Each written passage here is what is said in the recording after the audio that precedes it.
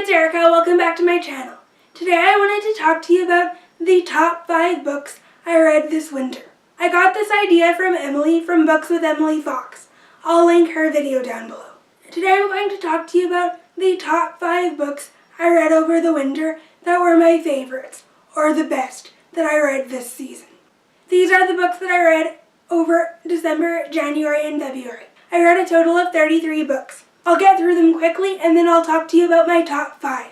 In December I read Deception by C.J. Redwine, Deliverance by C.J. Redwine, Fearless by Brigid Kemmerer, Spark by Brigid Kemmerer, Breathless by Brigid Kemmerer, Spirit by Brigid Kemmerer, Secret by Brigid Kemmerer, Sacrifice by Brigid Kemmerer, 9 Perfect Strangers by Leanne Moriarty, Twisted Fate by Nora Olson, True by Erin McCarthy, Sweet by Erin McCarthy. In January I read Paperweight by Meg Hadson, Made You Up by Francesca Zappia, What He Doesn't Know by Kandi Steiner, What He Always Knew by Kandi Steiner, Believe by Erin McCarthy, Shatter by Erin McCarthy, Tangled Like Us by Krista and Becca Ritchie, Graceling by Kristen Kishore, Falling Kingdoms by Morgan Rhodes, and Rebel Spring by Morgan Rhodes. In February, I read Gathering Darkness by Morgan Rhodes, Frozen Tides by Morgan Rhodes, Crystal Storm by Morgan Rhodes, Immortal Rain by Morgan Rhodes, The Wrath and the Dawn by Renee Audier, Throne of Glass by Sarah J. Maas, Crown of Midnight by Sarah J. Maas, Air of Fire by Sarah J. Maas, The Assassin's Blade by Sarah J. Maas, and What He Never Knew by Kandi Steiner. Now let's talk about my top 5. The first one I wanted to mention is Tangled Like Us by Krista and Becca Ritchie. This is the 4th book in the Like Us series, and it follows Jane Cobalt and her relationship with a bodyguard named Thatcher Moretti. Jane Cobalt is the eldest and first child born in the Addicted family, and she's the daughter of Rose Calloway and Connor Cobalt. She's a really smart and confident character, but she does have personal insecurities when it comes to her body and her body image in general. Since Jane is overweight and not in a flattering way, she doesn't have curves in the right places. She also feels like she's behind compared to the rest of her siblings because her siblings have all pursued goals and passions or have excelled and accomplished many things, but Jane is still trying to find what her passion is. The media and people in general also compare Jane with her mother a lot, so she feels like she doesn't really measure up to her mother or the rest of the people in her family. She usually doesn't let the media influence her that much, but sometimes it does get to her.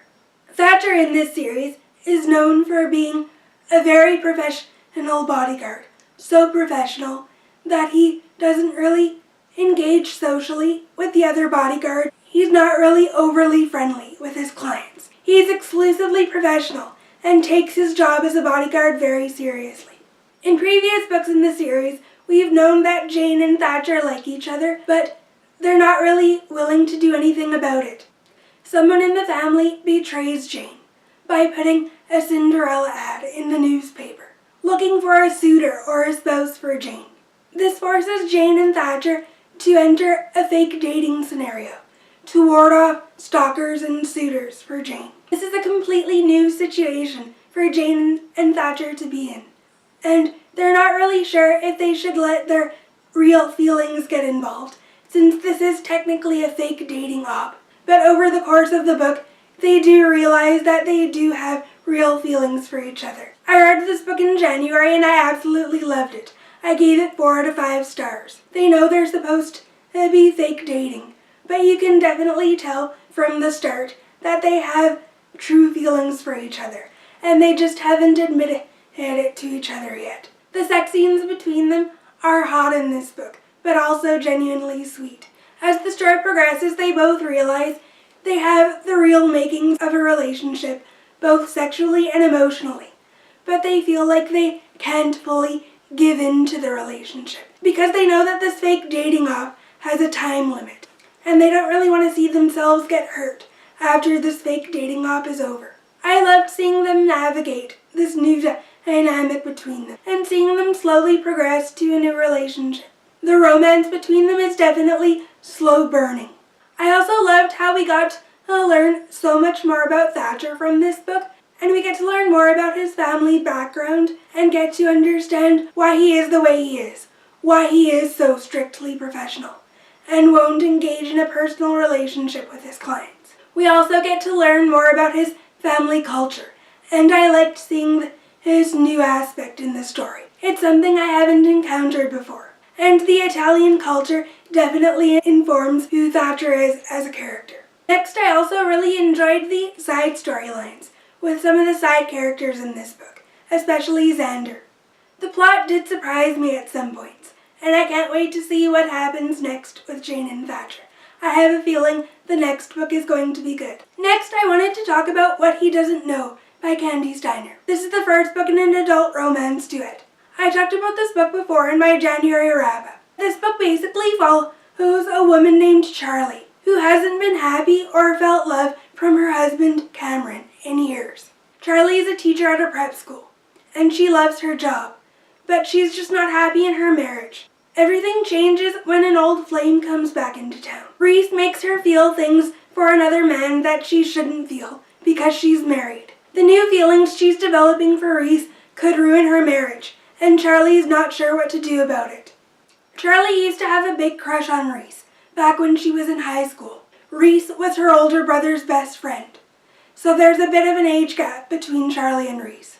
A relationship shouldn't be a problem between them, or as forbidden as it was when Charlie was younger, but it is, because Charlie is married to somebody else. I loved how the relationship developed between Reese and Charlie. This book was so angsty and so emotional. This book made me feel all the emotions. At some points I was really happy, and at other points I was really sad. I gave this book 5 out of 5 stars when I read it. This book elicited so much out of me emotionally. I loved it. It was amazing. I didn't hesitate to give it 5 out of 5 stars. Next up, I wanted to mention Spark by Brigid. This is the second book in the Elemental series, and this is a YA paranormal fantasy series. I read this book in January as well. The series follows a family of 5 brothers who all have secret powers because they can manipulate one of the 5 elements. This book follows Gabriel, and his element is fire. Gabriel is the bad boy in the family, and he's the one who always seems to be getting into trouble. He has a relationship with a girl named Lane.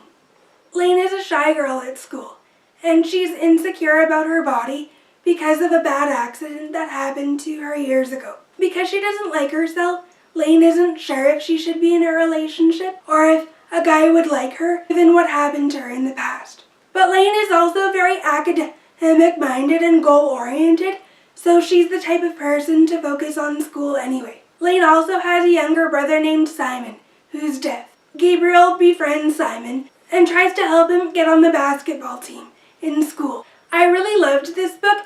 This is my favorite book in the Elemental series, and I gave it 4 out of 5 stars when I read it in January. I would definitely recommend this series. It definitely is paranormal for the most part, but it does have contemporary elements to it as well, in terms of the family and relationship dynamics in this series. Next up, I wanted to mention Believe by Erin McCarthy. This is the 3rd book in the True Believers series, and it's a new adult romance series. This book follows a girl named Robin, who's always been a party girl. But one night, when she blacks out from drinking and wakes up with her best friend's boyfriend, she's determined to change her ways for good. She has guilt because of what she did, and she alienates herself from her friends, since she's not really comfortable being around them because of what happened. Phoenix is the cousin of some of the brothers in this series, and he's recently gotten out of jail for something. Robin knows that it's probably not a good idea to be involved with him, but he seems like a sweet guy, despite his outward tattooed appearance. Robin and Phoenix are both lonely, and they could use a friend, or someone to talk to. I loved how the relationship developed between these two. This really is a friends to lovers romance, since Phoenix and Robin develop a strong friendship first, and then slowly the friendship develops into something more. I love how much they both understand each other and enjoy spending time together. the past catches up with both Phoenix and Robin, and they have to learn how to trust in their relationship and lean on each other. I gave this book 5 out of 5 stars when I read it. It was absolutely amazing, and I would definitely recommend this series if you haven't picked it up yet. The last book that I wanted to mention is Frozen Tides by Morgan Rhodes. This is the 4th book in the Fallen Kingdom series, and this is a YA fantasy series. Nearly everyone on BookTube has heard of the series or has read it, so I won't go into too much detail since I talked about it in my February wrap-up. But oh my god, this book blew all the others out of the water.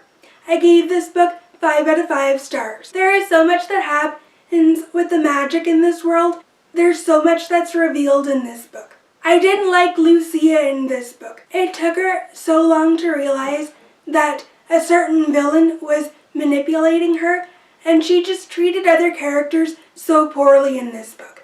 I couldn't stand her. I also loved the romance between Magnus and Cleo in this book. There's still such a back and forth banter between them, but they both realize that they have true feelings for each other. I loved that they got together in this book.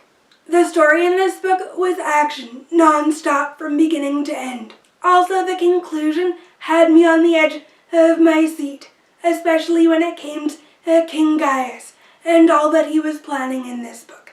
This book is my favorite out of the Fallen Kingdom series. This book is the best in the series when it comes to the characters, plot, and all the political intrigue that's going on.